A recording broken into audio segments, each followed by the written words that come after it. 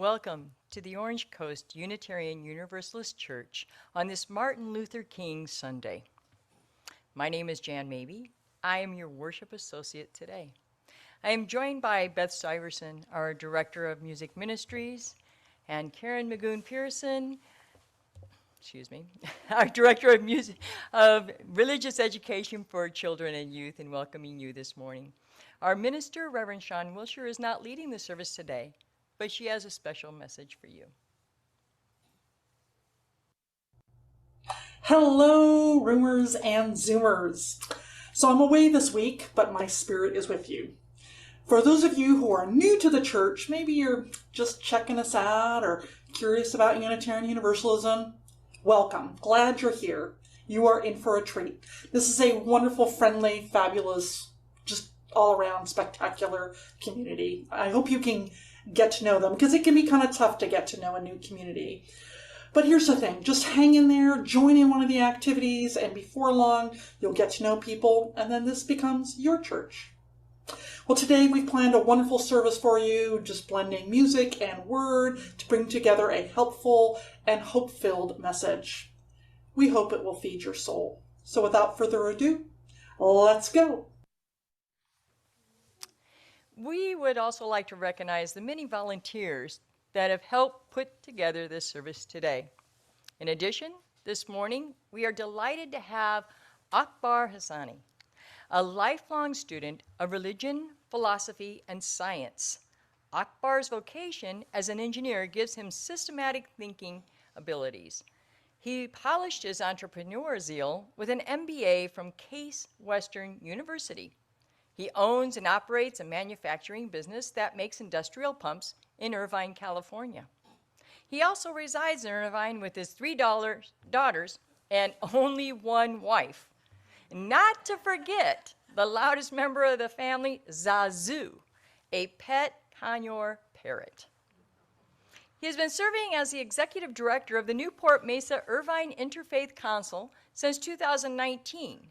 Before which he served on the board of directors. He also teaches classes at the Islamic Center of Irvine, ICOI, for fundamental principles of Islam. On occasion, he's invited to mentor students or speak at local colleges such as Cal State University Fullerton and the University of California in Irvine. His passion is trying to find answers to life's most difficult and unanswered questions at the confluence of religion, philosophy, and science. We respectfully recognize that our church property rests on a Hachiman and Tongva land. As Unitarian Universalists, we have many different beliefs, but we are one loving community. We are bound together not by a common set of rules or beliefs, but a covenant. A covenant is simply a promise that whatever our beliefs, we accept one another and encourage each other in spiritual growth. We affirm that all life has inherent value and that all existence is interconnected. We strive for justice and compassion in our deeds and relationships, and we are committed to creating a welcoming community without regard to the traits that sometimes divide people. To our roomers, we invite you to silence your cell phones. For our Zoomers, we invite you to say hello in the chat. And I want to extend a special welcome to visitors. If you're seeking a spiritual home, we hope that you will find it here.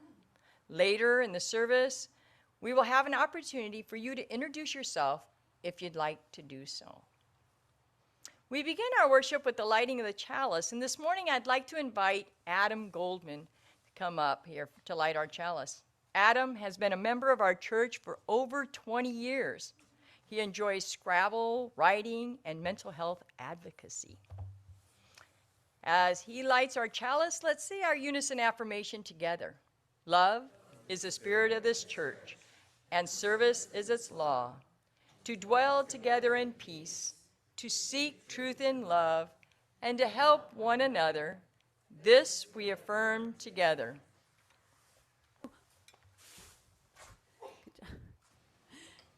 Good morning, everyone. We're going to start off with an African American spiritual in honor of Martin Luther King Day. please rise in body or spirit, and let's start with getting our clapping going. Good. Ain't gonna let nobody turn me around, turn me around, turn me around. Ain't gonna let nobody turn me around. I'm gonna keep on walking, keep on talking, marching up to freedom land, marching up to freedom land. Ain't gonna let nobody turn me around, turn me around, turn me around. Ain't gonna let nobody turn me around. I'm gonna keep on walking, talking, marching up to freedom land, marching up to freedom land. Ain't gonna let nobody turn me around, turn me around, turn me around. Ain't gonna let nobody turn me around. I'm gonna keep on singing, keep on shouting, marching up to freedom land, marching up to freedom land.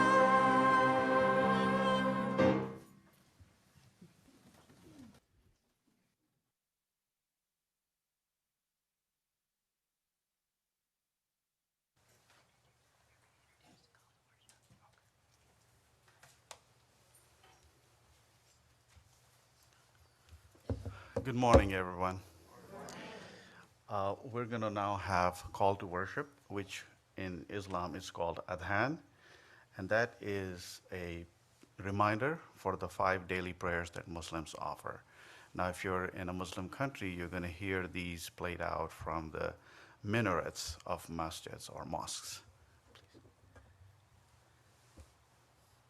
الله أكبر الله أكبر الله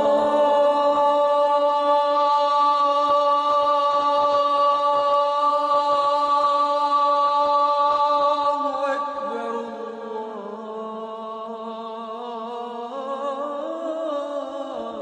الله أكبر أشهد أن لا إله إلا الله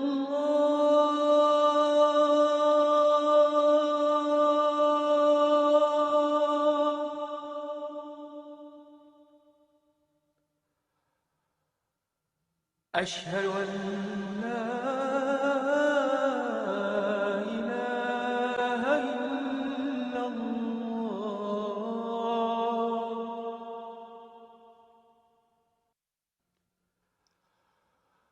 أشهد أن محمدًا رسول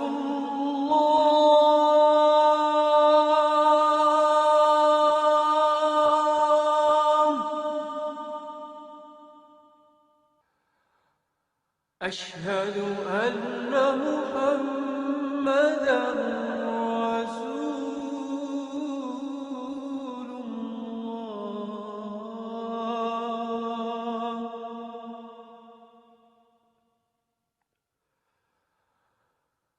حي على الصلاة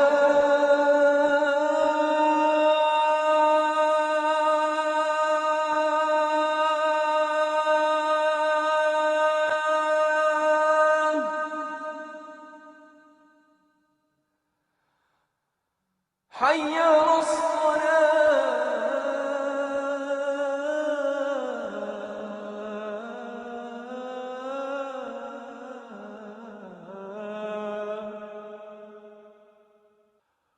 حي على الفلاح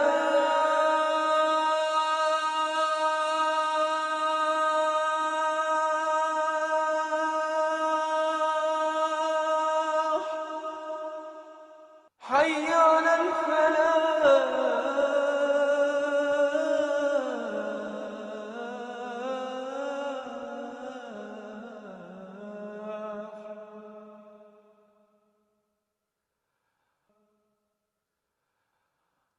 الله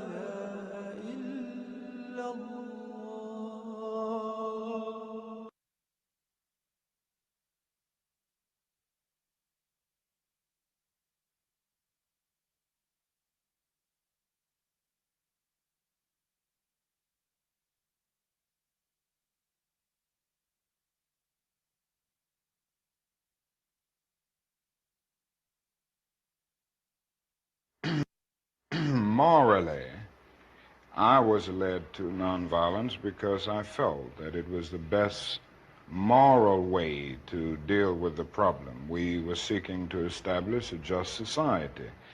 And it was my feeling then, and it is my feeling now, that violence is certainly much more socially destructive, and it creates many more social problems than it solves. So I was led to nonviolence for deep moral reasons. And I turned to it because I felt that it was the morally excellent way to deal with the problem of racial injustice in our country. There is no freedom, the wise man said, let justice roll down when the poor cry out for shelter and bread. Let justice roll down like a mighty stream. Oh, children, don't you get weary, walk together, believe in the dream. When the way gets rough, we'll make a new way. Let justice roll down like a mighty stream. Hatred will never drive out hate. Let love roll down, roll down. Remember, our hearts can make us great. Let love roll down like a mighty stream. Oh, children, don't you get weary, walk together, believe in the dream. When the way gets rough, we'll make a new way. And let your love roll down like a mighty stream. When brutality threatens our daughters and sons, let peace roll down, roll down. May our voices rise up louder than the guns. Let peace roll down like a mighty stream. Oh, children, don't you get weary, walk together, believe in the dream. When the way gets rough, we'll make a new way. And let peace roll down like a mighty stream.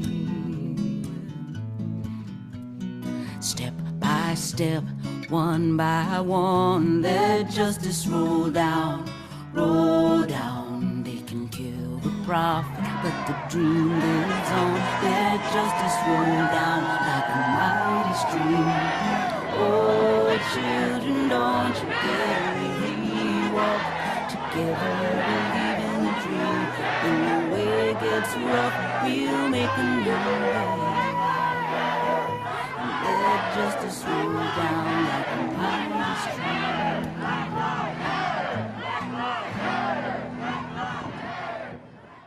I turned to it because I felt that it was the morally excellent way to deal with the problem of racial injustice in our country. Good morning. So when I was thinking about our topic today, about the confluence of religion and philosophy and science, which for those of you that don't know, my degree is actually in philosophy, politics, and economics, so I'm very into the interdisciplinary approach. But what I was thinking is so many great ideas coming out of all those disciplines, and of course when they work together as well. So this story is about, what do you do with an idea? One day, I had an idea. Where did it come from? Why is it here? I wondered. What do you do with an idea? At first, I didn't think much of it. It seemed kind of strange and fragile. I didn't know what to do with it, so I just walked away from it. I acted like it didn't belong to me. But it followed me.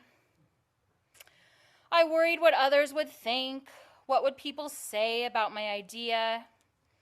I kept it to myself. I hid it away and I didn't talk about it. I tried to act like everything was the same as it was before my idea showed up. But there was something magical about my idea. I had to admit, I felt better and happier when it was around. It wanted food, it wanted to play. Actually, it wanted a lot of attention. It grew bigger, and we became friends. I showed it to other people, even though I was afraid of what they would say.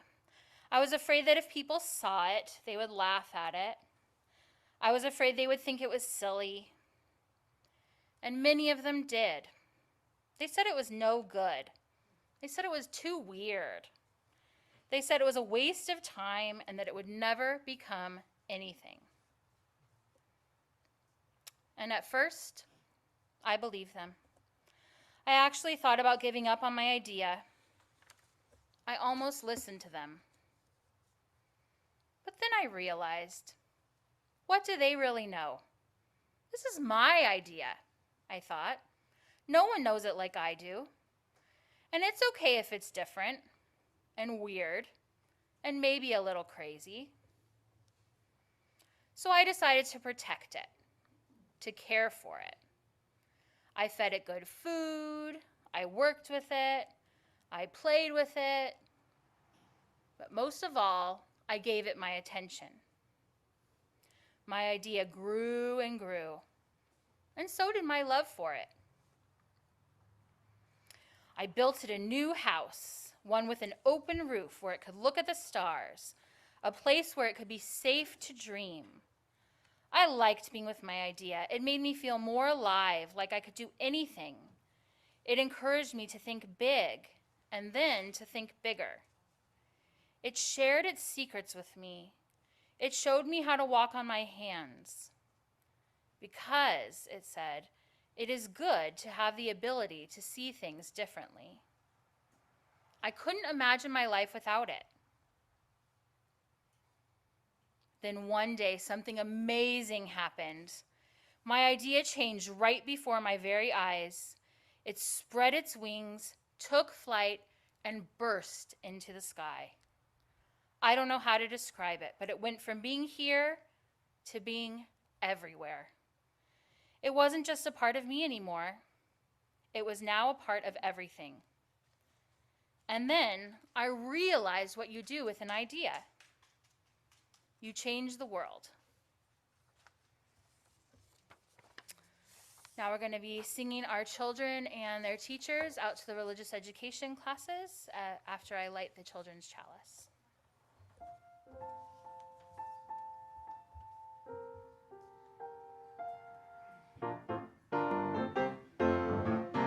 We hold you in our love as you go, as you go. May your heart be at peace as you go. To nurture the spark of your precious love. We hold you in our love as you go.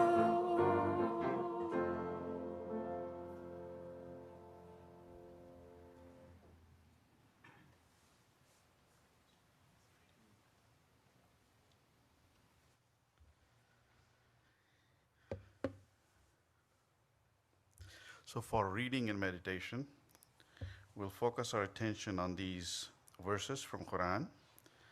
In chapter 2, verse 162, it says, "Indeed, in the creation of the heavens and the earth, the alternation of the day and the night, the ships that sail the sea for the benefit of humanity, the rain sent down by Allah from the skies," which we have plenty of lately, thankfully, reviving the earth after its death, the scattering of all kinds of creatures throughout, the shifting of the winds and the clouds drifting between the heavens and the earth.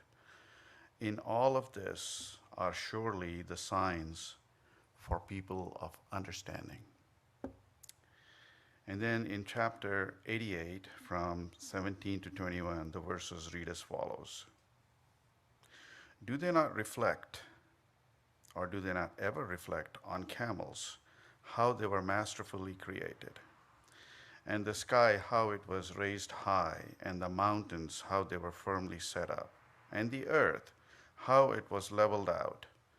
So continue to remind all, O prophet, for your duty is only to remind. Now, the above verses are just a few of the several instances where God wants humanity to reflect on and understand the natural signs around him. With the perfect understanding of these signs evolves the true science. And this true science will make humanity more in awe of God and consider him worthy of worship.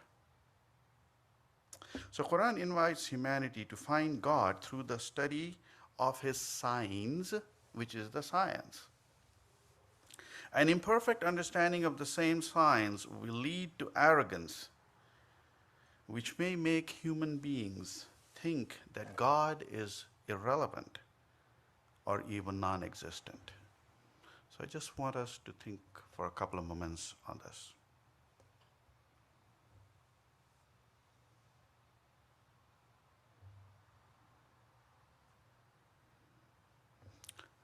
Thank you. Please join me and sing this wonderful song by Unitarian Universalist composer Jim Scott.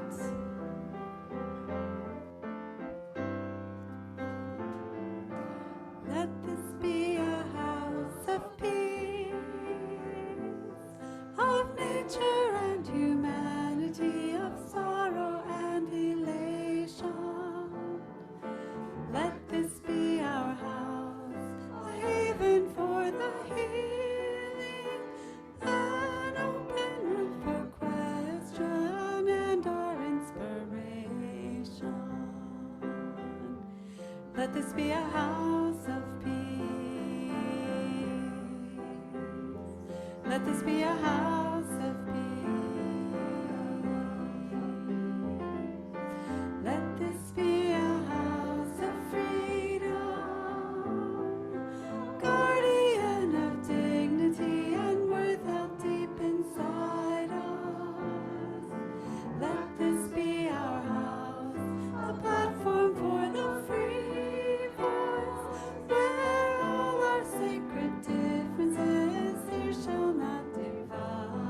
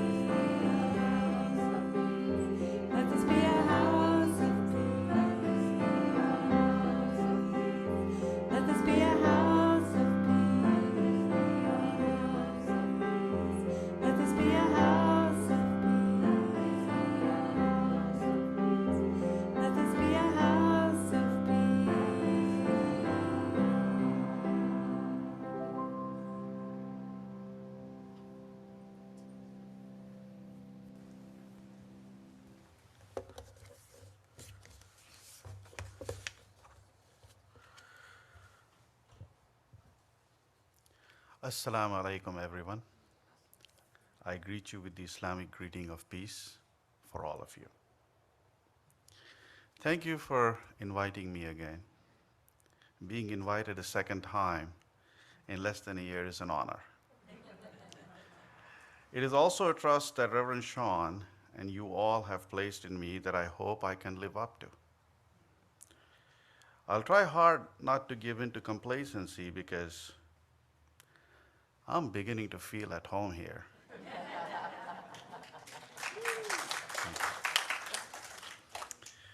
Last time I was here, it was my first time, and I related to you some of my personal experiences. But this time, the topic is a little more, let's say, conceptual or academic, which may bring out the geek in me. So fair warning for those who may nod off. I'm watching. Okay, wow. At the confluence of religion, philosophy, and science. What in the world is that? Or where in the world is that? Actually, it's not in this world, at least not yet. Audacious as it may be, it's a dream I have for humanity. As I mentioned when I was here the last time, I'm a student of history with a keen eye to learn lessons from it. One such attempt made it apparent how our collective river of thought bifurcated and then trifurcated over the course of history, and we benefited only from one of its branches, almost abandoning the others. Let me give you an analogy. We all know that a tree consists of three parts: the roots, trunk and its branches, and the leaves. Now imagine a tree where all nutrition is sucked up by the leaves. Hence, this implausible tree has very weak roots, trunks, and branches. However, it wants to have 1,000 leaves. Even if it conjures itself for a few fleeting moments, we know it will not survive the slightest wind, rain, or force of gravity. That is the implausible tree of humanity we have been nurturing. A tree where the emphasis is on the outward features and total disregard and neglect of the less visible parts of the singularity that the tree is. While our physical body is the most easily perceivable part of our being, we are much more than just our material selves. We also have a spirit and a soul. We all want a great body and know how to work towards it. But how much attention do we pay to the needs of the soul and the spirit? I think the spirit is like the root where life starts, and the trunk and its branches are the connection between the life source and its manifestation. Religion is the guidance sent by the God to help us succeed, and this religion is the source of nourishment for the spirit as it strengthens our connection with our Creator. Although soul has other components, the most significant part of our soul is our mind, which questions everything and demands answers and wisdom. It wants to connect with the spirit while finding the purpose and perfection of life. However, it is the material being that gets the most attention at the expense of others. Let's explore how we got to this implausible tree. Like most geeks, I have a favorite teacher who I have never met. Muhammad Iqbal is one of the greatest philosophers and thinkers of the 20th century. He was born in what is now Pakistan. Chief among his vast body of works is a revolutionary book on Islam called The Reconstruction of Religious Thought, where he laid bare how Muslims lost their way and gave up their lead in science and philosophy. Most, if not all, religions believe that the origin of human life is when the Creator puts His Spirit into an inanimate material. So even when we used to communicate in grunts, we knew intrinsically there was a connection with a higher entity who created us. And that higher entity loved us and wanted to give us guidance for a better life. So according to Quran, God taught us words and gave us language. He then sent his message through many messengers to guide us to what is good for us and keep us away from what is bad. Hence, most of the earliest teachings were thou shalt and thou shalt nots. Archaeologists inform us that the first language was developed about 50,000 years ago. And God sent his message through no less than 124,000 messengers, according to Islam. Every community had a messenger. They all taught about God. But the human mind could not comprehend the concept of a God without having some material representation. It was much easier to worship a golden calf that was built by the followers of Moses. Then, as human understanding progressed, a non-material, formless God was emphasized, which peaked in Islam, which adamantly denounced any physical representation or depiction of God. It was also about that time that record keeping had evolved. So we can find the earliest written Quran that matches exactly the Quran that is used by Muslims all over the world even today. The thou shalt and thou shalt nots of religions gave us the moral code which enabled living in large settlements easier. Once we developed agriculture, we no longer needed to roam around as hunters and gatherers and started living in cities and villages. That is when we started exercising our minds. The earliest overt philosophical inquiry is the Epic of Gilgamesh in 2150 BCE in Mesopotamia. Then came the rich traditions from Persia, China, and eventually Greece. I mention this to correct the misconception that philosophy started in Greece. Although the term philosophy is coined from Greek language, where it means the love, which is philos, of the wisdom, which is Sophia. This love of wisdom was certainly not limited to abstract thought. It was often about physical phenomena, which were followed up with experiments to prove or disprove. In fact, if you were to call Newton a great scientist to his face, he would have given you a confused look as to what you meant. Because he considered himself to be a natural philosopher. The term science came to use in mid-19th century.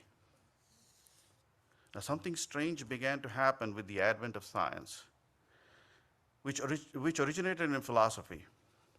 We were so mesmerized by the physical comforts provided by science that we focused all our attention and resources to our material self. How could we resist falling in love with cars, airplanes, and air conditioners? Did religion give us refrigerators? Did philosophy give us electricity? Well, then why bother with them? In fact, religion as practiced then was an impediment to progress, especially when Galileo was persecuted or when Servetus was burnt at the stake in Switzerland. So now the philosophers and scientists started viewing religion as an adversary. Then the teenager that science was rebelled against the parent, philosophy. It distanced itself from philosophy and boasted about empirical proofs. Science also knew that its fan base was growing by leaps and bounds. Never mind the fact that science also uses abstract theories called hypotheses and then uses empirical evidence to prove or disprove it. We still use theories of gravity, relativity, etc. Well, it took mature adults to settle things down with science. By exposing its limitations when Einstein turned all Newtonian physics on its head. Quantum physics further deflated the ego of science by putting everything in doubt with the uncertainty principle. But by then, humankind was so deeply drowned in materialism that we stopped paying attention altogether. We literally could not see beyond the 10 feet to our televisions, or now, just a few inches beyond our nose with our smartphones. The result is today we have all the material comforts, yet the more we have, the more meaningless life seems to be. We quickly learned about the hollowness of this, and we are restless inside. Growing cases of mental illness, stress, and suicides are a measure of the price we pay for materialism. Yet it is this materialism we use in denying the existence of God Himself. The over-reliance on empiricism dictated that everything that we cannot see, hear, or sense cannot exist.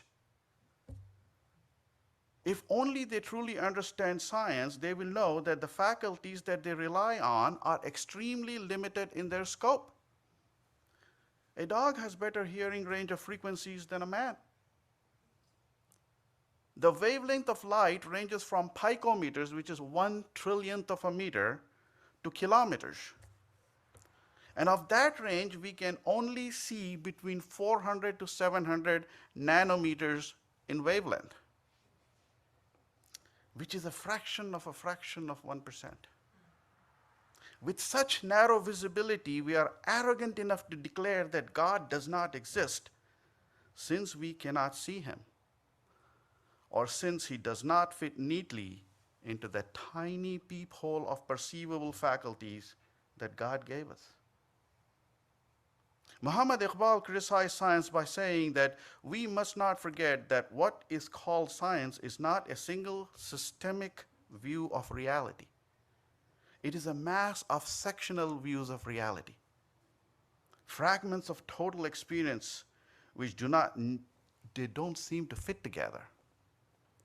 Natural science deals with matter, with life, and with mind. But the moment you ask question how matter, life, and mind are mutually related, you begin to see the sectional character. Now, you may think that I'm more critical of science than the other disciplines. I have a reason for it. But I'm not against science. As an engineer, as an owner of a manufacturing business, I make a living based on science. As I mentioned earlier, religion should be held responsible for persecuting scientists and alienating science, because they did it. This mutual hatred is based on insecurity, which comes from poor understanding of their own discipline. If Muslims who persecuted al-Razi in Baghdad understood that the call for science and scientific research given in Quran, they would applaud him instead of condemning him. It is no surprise that hatred and condemnation did not help religion much, as it had to concede ground to the overwhelming success of science. However, scientific advances seemingly were made at the expense of other areas. Our entire economic machinery is tilted in favor of science and materialism. Fewer and fewer students want to learn about arts and humanities. Funding was abundant for science, but lacking for the others. We have reached a point where we know exactly how to make our bodies feel good, but have no clue how to meet even the most basic needs of our spirit and our soul. We try to fill this void in our souls with either deviancies and craziness sometimes, or escape with drugs or alcohol. Identifying the problem is the most important step in trying to fix it. Once we agree that this imbalance is not sustainable, the steps we need to take become obvious. we need to redirect resources to fund research and development in other areas until we come close to some form of parity with science. Religion needs to become relevant again in this material world. That may require reinterpretation of scriptures to be inclusive, not exclusive. It needs to go beyond thou shalt and thou shalt nots. It needs to nourish the spirit and soothe the soul. Similar gains need to be made in philosophy to take it from obscurity to a more central role in human development. Disowned by its offspring, the science, philosophy is reduced to rhetoric, polemics that are of little value. It lost the promise of Nietzsche's Übermensch or Iqbal's vision of Khudi, which can loosely be translated as the perfection of self. Iqbal said about philosophy, the spirit of philosophy is one of free inquiry. It suspects all authority. Iqbal was no less direct when it came to relationship between philosophy and religion when he said, philosophy no doubt has jurisdiction to judge religion, but what is to be judged is of such a nature that it will not submit to the jurisdiction of philosophy except on its own terms. While sitting in judgment on religion, philosophy cannot give religion an inferior place among data. Religion is not a departmental affair. It is neither mere thought, nor mere feeling, nor mere action. It is an expression of the whole human being. John Henry Newman keenly suggested that philosophy is the science of sciences. Philosophy ought to be the lens through which we order and identify the inherent relationships among all the sciences. These quotes from great thinkers give us hope that there is a place that we can arrive at where we as humanity have progressed in all three of these areas. And that is the place I call the confluence of religion, philosophy, and science. And what can we hope to find at that confluence? Harmony. As Iqbal quoted, religion and science may discover hitherto unsuspected mutual harmonies. I tend to believe that he underestimated the extensity and intensity of this harmony. It will be harmony between human body, soul, and spirit, and the results could be so spectacular that they can easily be confused with utopia, except they will be real, tangibly real. Some of these possibilities are, we may realize that there is a diminishing return to excessive material acquisition, so we may become less greedy. That could result in a more equitable distribution of wealth. We will have more avenues to fulfill our spiritual needs. Science will no longer be sectional in character, and philosophy will help us develop holistic science. For example, my blood pressure medicine may not destroy my kidneys. We may recognize other dependencies and work together against this inherent built-in selfishness. We may lose the zero-sum mindset. We may recognize that exploitation, whether of people or nature, is not sustainable. We may find purpose in life that's beyond just material acquisition. Now, these benefits are limited only by my own imagination. It could be truly beyond our wildest dreams. Islam does not believe in reincarnation. I personally do not want to be born again because I think the pain and suffering of one lifetime is enough. But if I would be granted a wish to be born during that era of human glory, I would love to be a part of God's vision of human perfection, where our spirits, our souls, and bodies all flourish. And with that beautiful image, I conclude. Thank you.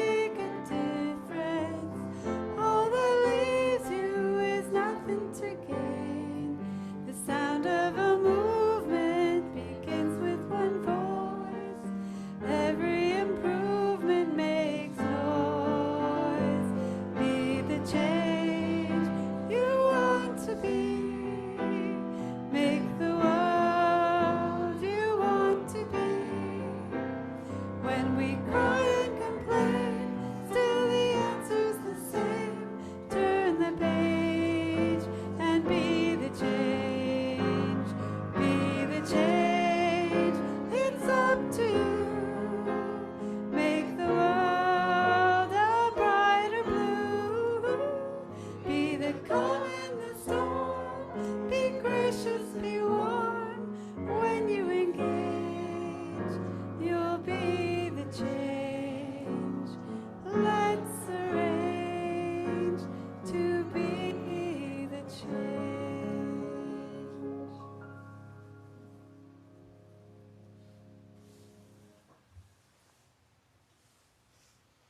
Unitarian Universalist congregations are fully self-supporting, meaning that members and friends raise all the funds for the operating budget, ministries, and programs of the church. We are ever grateful for your gifts of time, treasure, and talent. OCUUC amplifies that spirit of generosity by sharing half of the plate we receive with an organization that shares our values. This month, we are sharing our plate with Stand Up for Kids OC. According to Stand Up for Kids OC's website, there are 4.2 million homeless youth in America. That's a dangerous place to be. Within the first 48 hours, 22% are approached by someone soliciting drugs, and 1 in 3 are lured into prostitution, often trading sex for food or a place to sleep. You can learn more about how Stand Up for Kids helps this vulnerable population at standupforkids.org. There are multiple ways in which you can support the church and this organization. You can mail a check, you can go through our website, or you can use an app called Vanco Mobile. The choice is yours. All the information is on our website should you need it. And as always, thank you for your generosity.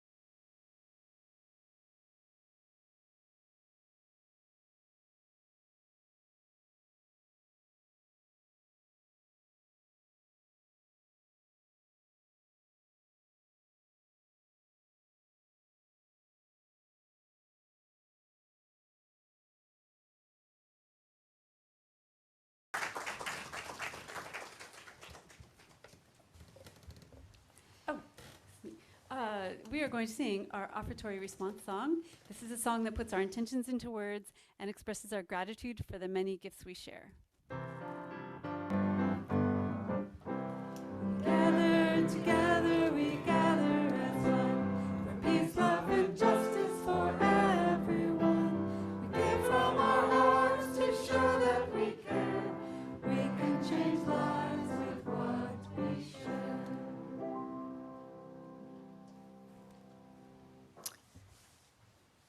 Now is that time when we honor the important events in our lives. You are invited, one and all, whether you're a member, a friend, or a visitor, to participate in our weekly rituals of joys and sorrows. So, let's take a deep breath. Perhaps you have come here today holding something close to your heart, moments from the last days or hours that have struck you at your core. If you'd like to honor such a profound joy or sorrow, you are invited to do so. If you are a roomer, you're invited to come forward to light your candle. If you'd like to share your joy or sorrow, you can write it out on a slip of paper provided to you and hand it to me. If you're a Zoomer, you're invited to write your joy or sorrow in the chat. And once the roomers are done lighting the candles, I will read all the joys and sorrows shared out loud as Marilyn Giss lights a candle for the Zoomers. As the music is played, I invite you to silently offer healing or celebration as you feel called and according to your own beliefs. So, roomers, you're ready. You can play music.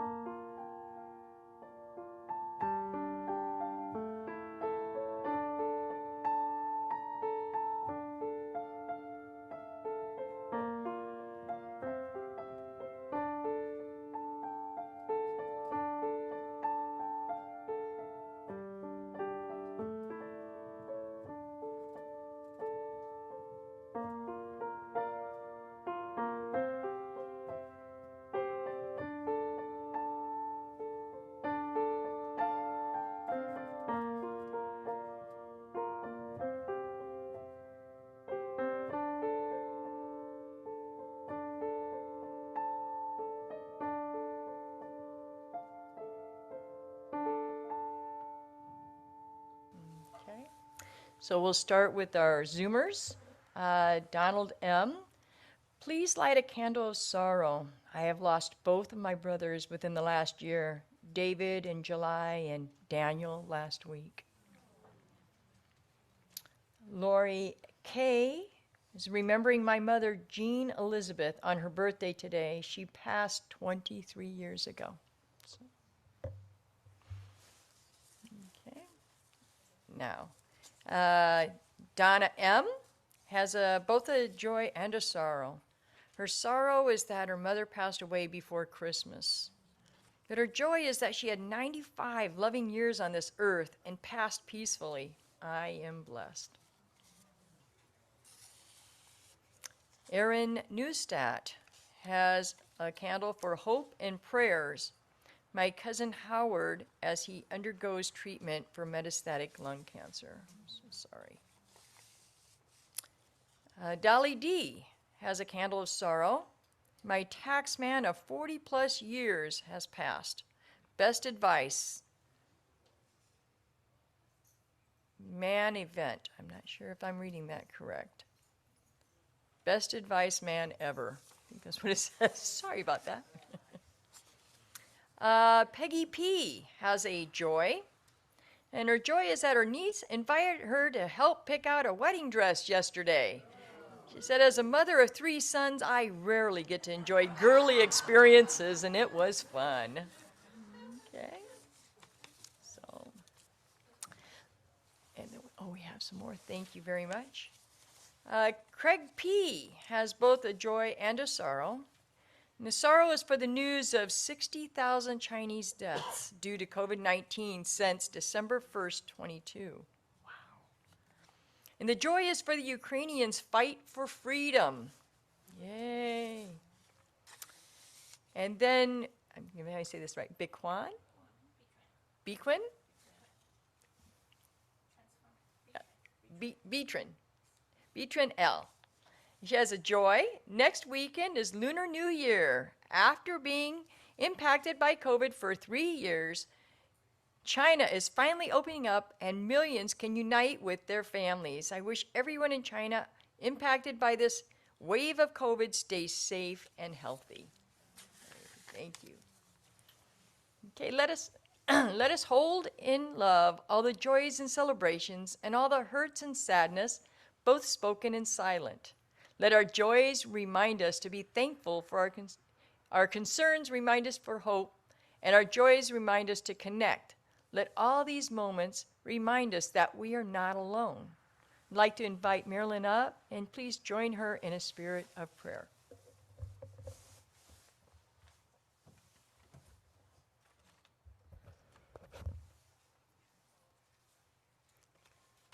Drop my earring. This is thou. I smile when I say it. Thou meaning all that is inside me and outside me, sometimes a tree, sometimes mountains, or the running doe or the leaping heart of a finch held between my palms, or a child's hand no bigger than a tulip flower, with no space in it yet for fear resting in my own. May we all be held by someone, by something like hands, enfolding the pulse and flutter of a bird, gently, carefully, and slowly open. Thou, let it be. Blessed be and amen.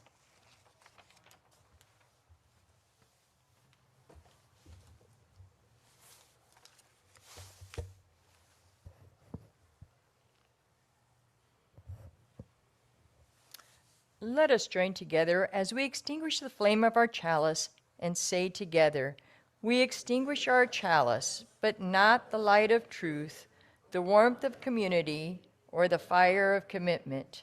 These we carry in our hearts until we are together again. Thank you for joining us this morning. We are a congregation made up of people who all believe differently. And yet, when we come together, we make up one loving community. We need not think alike to love alike. If you're a guest or a visitor or someone who hasn't yet been known to us, I invite you to become a part of this beloved community.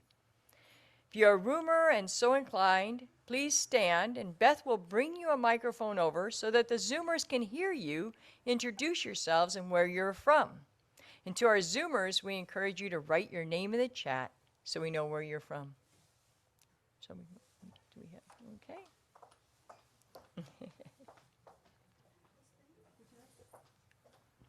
Hello, Zemfira. My name is Zemfira. Okay. Zemfira is one of our Ukrainian refugees staying at our shelter here, so she's a guest today. Thank you. Welcome, Zakira. Welcome. We have one here in the front. In the back. Right there, and two in the back. We're everywhere. Hi, I'm Jared. This is my wife, Lauren. We're from Garden Grove, and we came here with our son, Robert, who's 3. Well, thank you. Welcome. Glad you could make it. Okay, is anybody else? No? Okay. Well, welcome. We're always glad to have visitors. So if you'd like to know more about our church, including programming for our youth and children, please contact us at hello@ocuuc.org, and we will help you get connected. In addition, we invite you to sign up for our weekly email called The Blast at blast@ocuuc.org. We want everyone to feel a part of this beloved community. So please reach out and we'll help you get connected. After the benediction, we'll have a short period where everyone can wave and say hello, and after that, you can choose to be put into Zoom breakout groups for 20 minutes or so. That's those Zoomers. We invite you to check in and get to know the people in your group and welcome any visitors. So we do have a shelter update. A lot of people aren't aware that we still have people living here. And so we just wanted to give you an update from our shelters, from Tatiana Hauser. 2022 was a very special year for us. Our refugee shelter helped 47 Ukrainian refugees, plus one happy cat and one happy dog. They found safety and settled in. 16 are still with us, including 6 young children. And the rest are living their American dreams in Costa Mesa, Newport Beach, Los Angeles, South Carolina, and Florida. I hope you enjoy the collage of all these beautiful faces, people we helped. They will always remember OCUUC with much gratitude as a very special place. Okay. And for our announcements today, we have the Nonfiction Book Club meeting at 12:30 to 2:30. And then just so you all know, there's an OCUU Moviegoers on January 18th at 3:40 p.m. They're going to be watching A Man Called Otto. It's at the Regency South Coast Village, and you got information on moviegoers at ocuuc.org. And the rest of our information is up there. If you guys like to join us on anything, feel free. And then our benediction.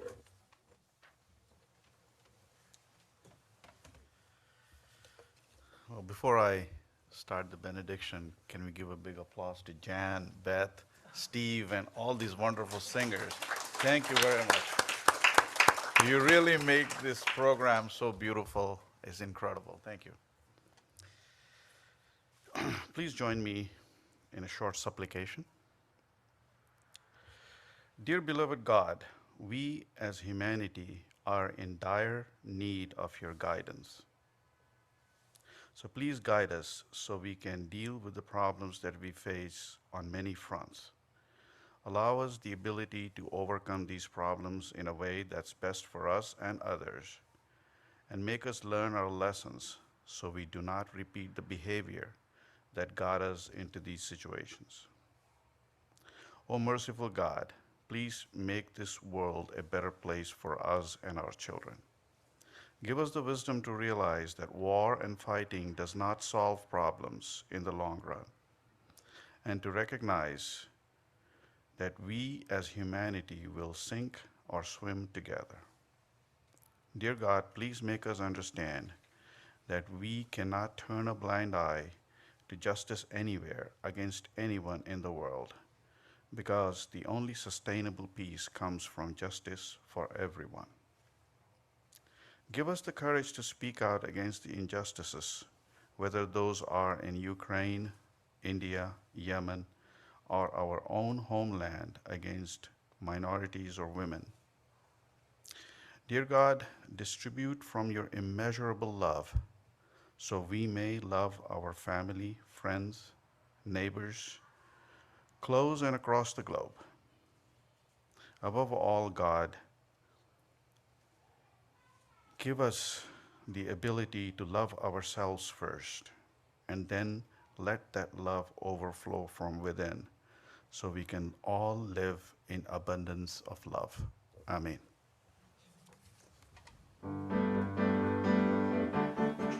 Let us go out and all do our part. Let us go out, bring joy to each heart. Let us go out with indifference destroy. Let us go out with joy. Let us go out and all do our part. Let us go out, bring joy to each heart. Let us go out with indifference destroy. Let